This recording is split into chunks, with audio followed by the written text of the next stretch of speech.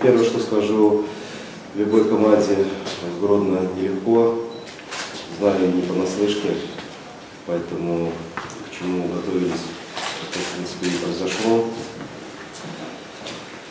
Напряженная игра, чувствовалось внутреннее напряжение, мы пропустили, но благодарен ребятам, что в такой ситуации не опустили руки, старались отыграться, были в посылке, но, к сожалению, не удалось достичь положительного результата, к которому стремились, которого хотели. Во-первых, поздравляю Володю с назначением.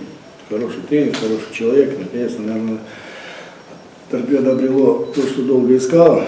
Вот. Это один момент. Второй момент, мы не совсем, что не готовы туда. Для нас было удивительно, конечно, это полная ротация состава, где мы готовились к одной игре, а получили совершенно новый состав, где новых 8 человек было. Вот.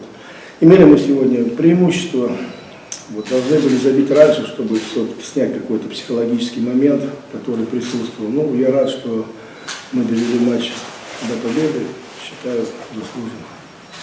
Благодарен в первую очередь фанатскому сектору, ребята благодарны, просили передать привет и наилучшие пожелания. И скажем так, что самые искренние люди, которые находятся вот на том секторе, они всегда за нас переживают, и тяжелые, радостные минуты. Поэтому мы им огромное спасибо за то, что они вернулись и нашли какой-то компромисс. Вот. Эту победу посвящаем всем болельщикам и им в частности. А Иванович почему не было? Ну, немножко, совсем небольшое повреждение, он в следующей игре будет играть, поэтому просто не рискнули его поставить после игры с Днепром, абсолютно такой, то есть было 50 на 50, и просто решили не рисковать, потому что все-таки он хорошо провел матч с Днепром и в игре получил небольшое повреждение.